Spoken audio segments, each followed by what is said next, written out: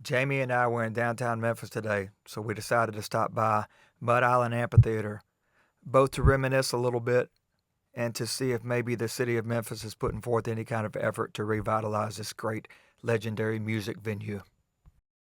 The monorail here hasn't worked in a long time, but we actually enjoy taking the walk over because the view is just so beautiful.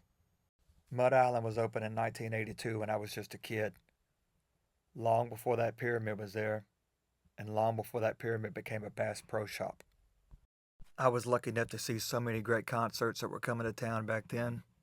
The Scorpions, Damn Yankees, Rat, Warrant, Queensryche, Def Leppard, Lynch Mob, Charlie Daniels Band, Rossin and Collins Band, Poison, Cinderella, Melissa Etheridge, Tesla, Badlands, Great White, Blondie, Pat Benatar, Stevie Ray Vaughan, Stray Cats, Trickster, Firehouse, George Thorogood, Bangles, Crosby, Stills and Nash, Eric Clapton, Ted Nugent, Stryper, Night Ranger, Fogerty, Sammy Hagar, Jimmy Buffett, Bob Dylan, The Alarm.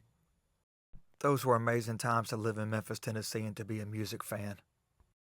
Lots of memories hanging out on that riverbank.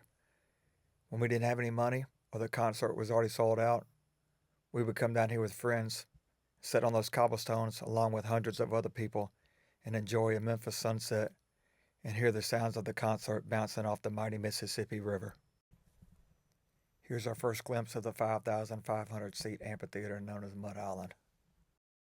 The fishermen you see down there, they used to share those cobblestones with 18-wheelers and tour buses. Mud Island was never without its challenges.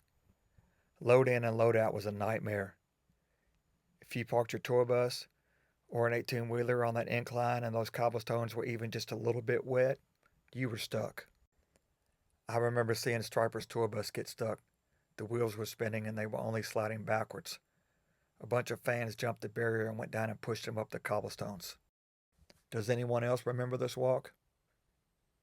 As you turned this corner, there was a good chance the band's merch table would be set in there and you could get your first glimpse at the concert t-shirts. Sometimes they set them up just down this escalator.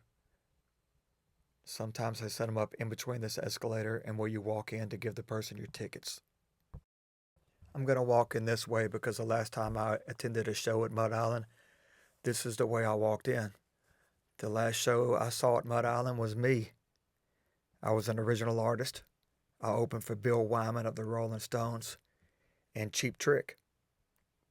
I did a show with Paul Carrick here. I did a Radio Fest. I was added on the bill at the last minute. I opened for Widespread Panic, and I think Steve Earle was on the gig.